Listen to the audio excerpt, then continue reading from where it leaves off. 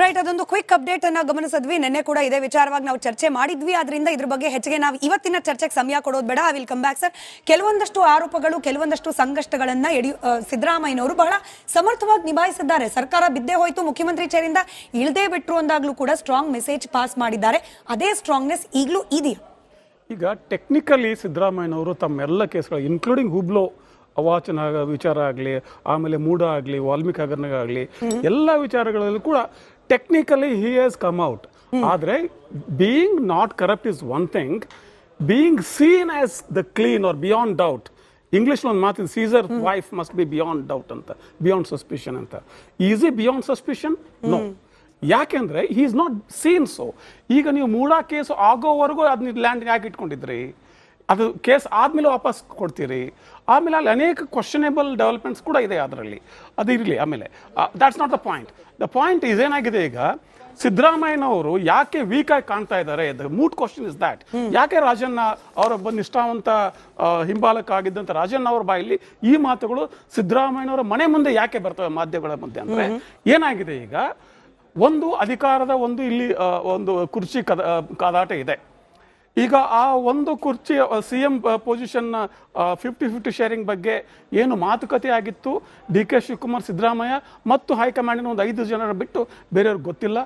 ಆದರೆ ಇಲ್ಲಿನವರೆಗಿನ ನಡವಳಿಕೆ ಹೇಗಿತ್ತು ಸಿದ್ದರಾಮಯ್ಯ ಆ್ಯಂಡ್ ಹೀಸ್ ಫ್ಯಾಕ್ಷನ್ ನಡವಳಿಕೆ ಹೇಗೆ ಇತ್ತು?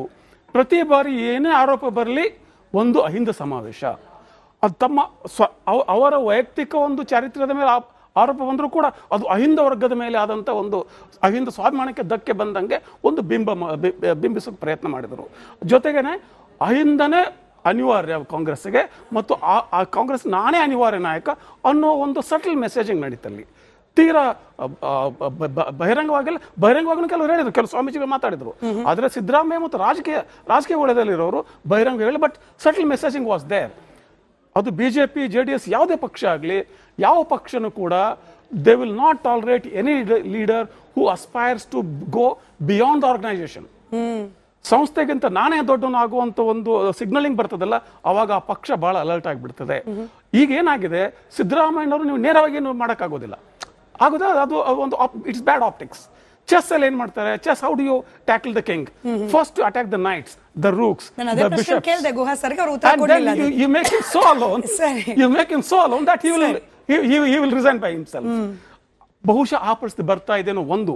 ಇನ್ನೊಂದು, ಯಾಕಂದ್ರೆ ಈ ಒಂದು ಅನಿವಾರ್ಯತೆ ಯಾಕೆ ಕಾಂಗ್ರೆಸ್ಗೆ ಕಾಣುತ್ತೆ ಅಂದ್ರೆ 2028 ಚುನಾವಣೆ ಇದೆಯಲ್ಲ, ದಟ್ಸ್ ವೆರಿ ಕ್ರಿಟಿಕಲ್. ನೀವು ಅಹಿಂದ ಮತ್ತು ಕೇವಲ ಜಾತಿಯ ಸಮೀಕರಣ ಜೊತೆಯಲ್ಲೇನೆ ಹೋಗಿಬಿಟ್ರೆ ನೀವು 2028 ಗೆಲ್ಲಕ್ಕಾಗುತ್ತಾ? ಯಾಕಂದ್ರೆ ಆ ಅಹಿಂದ ಮತ್ತು ಜಾತಿ ಸಮೀಕರಣ ಮೂಲಕ ನೀವು 5 ವರ್ಷ ಅಧಿಕಾರ ಮಾಡಿ 2018ಕ್ಕೆ ಸೋತು ಬಿಟ್ಟಿದ್ದೀರಿ. ಈಗ ಮತ್ತೆ ಅದೇ ರಿಪೀಟ್ ಆಗುತ್ತಾ? ಮತ್ತೆ DK ಶಿವಕುಮಾರ್ ಫ್ಯಾಕ್ಟರ್ ಬೇಕಾ? So these are questions Congress must face. They are facing internally. ಬಹಿರಂಗ ಹೇಳಲಿಕ್ಕಿಲ್ಲ, ಬಟ್ ಈ ಒಂದು ಇಡಿಯಾದ ಸಮಸ್ಯೆಗಳ ಒಳಗಡೆ ಆಂತರಿಕ ಸಮಸ್ಯೆಗಳ ಅದರ ಒಂದು ಇದು ಎಕ್ಸ್ಪ್ರೆಷನ್ ಅಷ್ಟೇ. ಆಂತರಿಕ ಸುಮ್ಮನೆ ಬಹಿರಂಗ. ಹಾಸನದಿಂದ ವೆಂಕಟೇಶಪ್ಪ ಅಂತ ಹೇಳಿ ದೂರವಾಣಿ ಸಂಪರ್ಕದಲ್ಲಿದ್ದಾರೆ. ಸರ್ ನಮಸ್ಕಾರ. ನಮಸ್ತೆ ಮೇಡಮ್. ಹೇಳಿ ವೆಂಕಟೇಶ್ ಸರ್, ಮುಖ್ಯಮಂತ್ರಿಗಳ ಬಗ್ಗೆ ರಾಜಣ್ಣ ಅವರ ಹೇಳಿಕೆ ನೀವ್ ಹೇಗೆ ಗಮನಿಸ್ತೀರಿ ಇದನ್ನ? ನಾವ್ ಹೇಳೋದೇನು ಅಂತಂದ್ರೆ ಮೇಡಮ್, ಇದು ಎಲೆಕ್ಷನ್ ಆಗಕ್ಕಿಂತ ಮುಂಚೆ ಆ ಪಕ್ಷ ಈ ಪಕ್ಷ ಅಲ್ವೇ? ಎಲೆಕ್ಷನ್ ಆಗಕ್ಕಿಂತ ಮುಂಚೆ ಆ ಪಕ್ಷ ಈ ಪಕ್ಷ ಅಂದ್ರೆ ಗೆದ್ದ ಮೇಲೆ ಒಂದ್ ಪಕ್ಷ ಆಗ್ಬೇಕು. ಮುಖ್ಯಮಂತ್ರಿ ಅಂದ್ಮೇಲೆ ಎಲ್ಲಾ ಕರ್ನಾಟಕದಲ್ಲಿರೋ ಎಲ್ಲಾ ಮತದಾರರಿಗೂ ಒಬ್ರೇ ಮುಖ್ಯಮಂತ್ರಿ, ಅಲ್ಲಿ ಪಕ್ಷ ಬರೋದಿಲ್ಲ. ಆಯ್ತಾ? ಗೆದ್ದಾದ್ಮೇಲೆ ಏನಾಗುತ್ತೆ, ಅವರಲ್ಲೇ ಎರಡೆರಡು ಬಣ, ನಮ್ದು ಈ ಬಣ, ನಿಂದು ಈ ಬಣ. ಅದಾಯ್ತು. ಅದೆಲ್ಲ ಮುಗಿದ್ಮೇಲೆ ಸ್ವಲ್ಪ ದಿವಸ ಆದ್ಮೇಲೆ ನಿನ್ ತಾಕತ್ತು ನನ್ ತಾಕತ್ತು ಅದೆಲ್ಲ ಮುಗ್ದಾಯ್ತು. ಆಮೇಲೆ ಇವ್ರ ಗತ್ತು ಆಮೇಲೆ ಈ ಗತ್ತು ಕಡಿಮೆ ಆದ್ರೆ ಗತ್ತು ಕಡಿಮೆ ಆಯ್ತಾ ಅಂತ ಒಂದ್ ನ್ಯೂಸ್. ಅದಾದ್ಮೇಲೆ ಇವ್ರ ಬಣ ವೀಕ್ ಆಯ್ತಾ ಅಂತ ನ್ಯೂಸ್. ಇದೆಲ್ಲದರ ಮಧ್ಯ ಜನಗಳ ಅಭಿವೃದ್ಧಿ ಏನಾಗುತ್ತೆ ಮೇಡಮ್ ಹೇಳಿ? ಇದ್ರ ವಿಷಯ ಮಾತಾಡಿ ಸಾಕು. ಜನಗಳ ಅಭಿವೃದ್ಧಿ ಏನಾಗ್ತಾ ಇದೆ? ಇದಾಯ್ತಾ? ಇನ್ನು 2 ವರ್ಷ ಇದೆ ಎಲೆಕ್ಷನ್. ಈಗಲಿಂದ ಸ್ಟಾರ್ಟ್. ನನ್ಗೆ ಅಲ್ಲಿ ಟಿಕೆಟು, ನಿನ್ಗೆ ಇಲ್ಲಿ ಟಿಕೆಟು, ನಿನ್ಗೆ ಆ ಪಕ್ಷ, ನನ್ಗೆ ಈ ಪಕ್ಷ. ಕರೆಕ್ಟ್. ಜನರ ಕಡೆ ಗಮನ ಕೊಡ್ಲಿ ಅನ್ನೋದು ನಿಮ್ಮ ಸಹಜ ಬೇಡಿಕೆ. Thank you sir.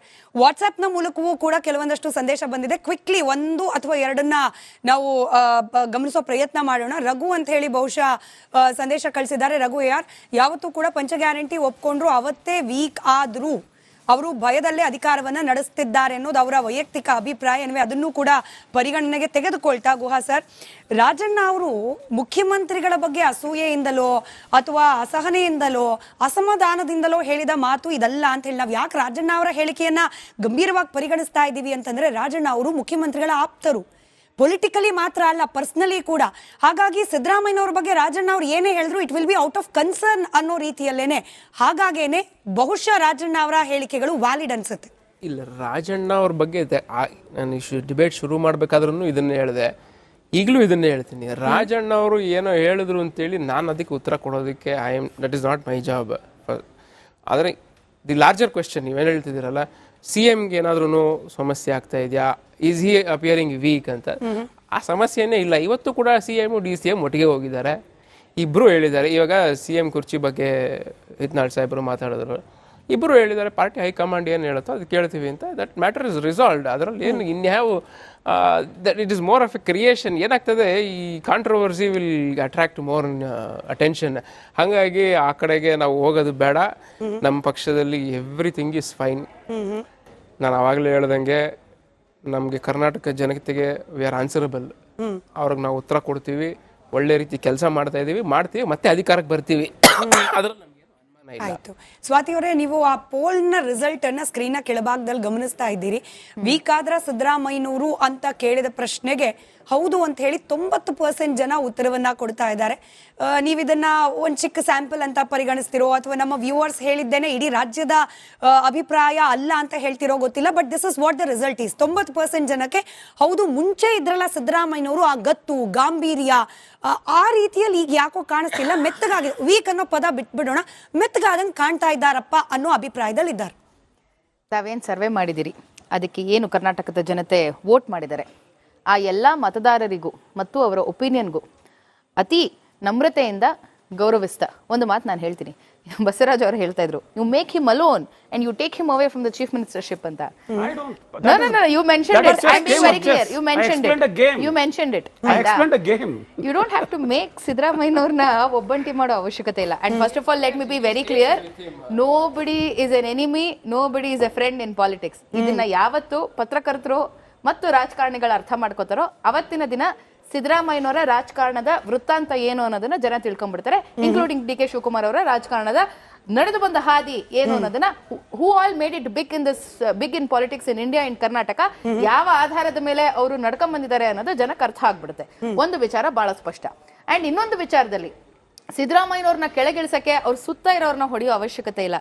ಗುಹಾ ಅವರು ಬಹಳ ಸ್ಪಷ್ಟವಾಗಿ ಹೇಳಿದ್ರು, ಹೈಕಮಾಂಡ್ ಯಾವ ದಿನ ಯಾವ ಕ್ಷಣ ನಿರ್ಧಾರ ತೆಗೆದುಕೊಳ್ಳುತ್ತೆ, ಇಲ್ಲ ಈ ರಾಜ್ಯದಲ್ಲಿ ಮುಖ್ಯಮಂತ್ರಿಯ ಬದಲಾವಣೆ ಆಗ್ಬೇಕಾಗಿರುವಂತ ಸಂದರ್ಭ ಇದು, ಆ ಸುಸಂದರ್ಭ ಅಂತ ಹೇಳಿದ್ದ ತಕ್ಷಣ ಯಾರು ಹೇಳಬೇಕಾಗಿಲ್ಲ, ಸಿದ್ದರಾಮಯ್ಯನವರೇ ಆ ಸ್ಥಾನವನ್ನ ಬಿಟ್ಕೊಡ್ತಾರೆ. ಸಿದ್ದರಾಮಯ್ಯನವರೇ ಬಹಳ ಸ್ಪಷ್ಟವಾಗಿ ಹೇಳಿದ್ದಾರೆ.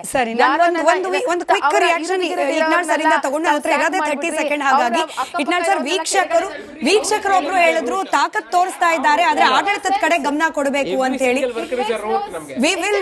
We will settle down in this. ಅಂದ್ರೆ ಈ ಆಂತರಿಕವಾಗಿ ಏನೇ ಇದ್ರು ಕೂಡ ಅಭಿವೃದ್ಧಿ ಜನಪರವಾಗಿ ಗಮನ ಹೆಚ್ಚು ಕೊಡ್ಲಿ ಅನ್ನೋ ಜನರ ಆಶಯ ಅಲ್ಲಿಗೆ ಬಂದು ನಿಂತಿದೆ ವಿಷಯ. ಅಬ್ಸಲ್ಯೂಟ್ಲಿ. ಏನಾಗ್ಬಿಡ್ತದೆ, ನೀವು ಈ ಕಾಂಗ್ರೆಸ್ ಪಕ್ಷ ಅಧಿಕಾರಕ್ಕೆ ಬಂದ ದಿನದಿಂದ ಮೇ 23ರಿಂದ ಮರುದಿವಸನ ಶುರು ಆಗಿದೆ ಇದು. ನಾನು ಮುಖ್ಯಮಂತ್ರಿ 2 ವರ್ಷ, ನೀನು ಮುಖ್ಯಮಂತ್ರಿ, ಇದು ಶುರುನೇ ಆಗಿದೆ. It is never ending. ನಾವು ಇದನ್ನು ಮಾಧ್ಯಮಗಳು, ಕಾಂಗ್ರೆಸ್ ವಕ್ತಾರರು ತಮ್ಮ ವಕ್ತಾರಕ್ಕೆ ಕೆಲಸ ಬಹಳ ಸಮರ್ಥವಾಗಿ ಮಾಡ್ತಿದ್ದಾರೆ. But fact speak otherwise. ಏನಾಗಿದೆ, ಈ ಒಂದು ವಿವಾದ ಶುರುವಾಗಿದ್ದೇ ಪಕ್ಷದ ಒಳಗಡೆಯಿಂದ. ಒಳಗಡೆ ಮಾತ್ರ ಇರ್ಲಿಲ್ಲ, ಇದು ಮಾಧ್ಯಮದಲ್ಲಿ ಬಂದು ಹೇಳಿದ್ದಕ್ಕೆ. ಅಲ್ಲ, ಹಾಸನದವರೊಬ್ರು ಮಾತಾಡ್ತಾ ಹೇಳಿದ್ರು, ಅವ್ರು ಮೆನ್ಷನ್ ಮಾಡಿದಾಗ ನಾನು ಅದೇ ಯೋಚನೆ ಮಾಡ್ತಾ ಇದ್ದೆ, ಹೌ ಮಚ್ ಮಾಧ್ಯಮ has engrossed in people's mind ಅಂತ. ಅದೇ ಹೇಳ್ತಾ ಇದ್ದೀನಿ ನಾನು. Good job madam by countering it. You are not ಇಕ್ನಾಳ್ ಸರ್ ಶ್ಲಾಘನೆ ಕೂಡ ಮಾಡಿದ್ರು. ಈಗ ಮಾಧ್ಯಮಗಳು ಒನ್ ಸೈಡೆಡ್ ನ್ಯೂಸ್ ಮಾಡಬೇಕು ಅಂದಿದ್ರೆ ನನಗೆ ಸಮಯ ಇಲ್ಲ, ನನಗೆ ಸಮಯ ಇಲ್ಲ. ಬಟ್ ವಿತ್ ಲಾಸ್ಟ್ ಇಲ್ಲ ನನಗೆ ಸಮಯ ಇದ್ದಷ್ಟೇನೆ ನಮಗೆ ಪರ್ಸ್ಪೆಕ್ಟಿವ್ ಕ್ರಿಯೇಟ್ ಮಾಡಬೇಕು ಅನ್ನೋದೇ ಉದ್ದೇಶ ಆಗಿದ್ದಿದ್ರೆ ಇವತ್ತು ಬಿಜೆಪಿಯನ್ನ ಹೊರಗಿಡುವ ಪ್ರಯತ್ನ ಮಾಡ್ತಿರ್ಲಿಲ್ಲ. ಇವತ್ತು ಥ್ಯಾಂಕ್ ಯು ಮೂರು ಜನಕ್ಕೂ. Let me clear this once again. ನನ್ನ ವಾಯ್ಸ್ ಹೋಗ್ತಾ ಇಲ್ಲ ಯಾರ್ದು. Let me clear this once again. ನಮಗೆ ಇದರಲ್ಲಿ ರಾಜಕೀಯ ಮಾಡಿ ಮುಖ್ಯಮಂತ್ರಿಗಳನ್ನ ವೀಕ್ ಅನ್ನೋದೇ ಪ್ರೊಜೆಕ್ಟ್ ಮಾಡಬೇಕು ಅನ್ನೋ ಉದ್ದೇಶ ಇದ್ದಿದ್ರೆ ಬಿಜೆಪಿಯಿಂದ 4 ಜನನ ಕರೆಸ್ಕೊಂಡು ಬಂದು ಕೂರಿಸ್ಕೊಳ್ಬಹುದಾಗಿತ್ತು. ಬಟ್ ನಾವು ಕಾಂಗ್ರೆಸ್ನ ಒಳಗಿನ ಧ್ವನಿಯನ್ನ ಹೊರಗೆ ತಲುಪಿಸಿ ರಾಜಣ್ಣ ಅವರ ಹೇಳಿಕೆಯಿಂದ ಹುಟ್ಟುವ ಅನುಮಾನಗಳಿಗೆ ಉತ್ತರ ಕೊಡಿಸಬೇಕಾಗಿತ್ತು. ಆ ಪ್ರಯತ್ನವನ್ನ ಯಶಸ್ವಿಯಾಗಿ ಮಾಡಿದ್ದೀವಿ. ಇಬ್ಬರು ವಕ್ತಾರರು ಕೂಡ ಯಶಸ್ವಿಯಾಗಿ ಅದಕ್ಕೆ ಉತ್ತರ ಕೊಟ್ಟಿದ್ದಾರೆ.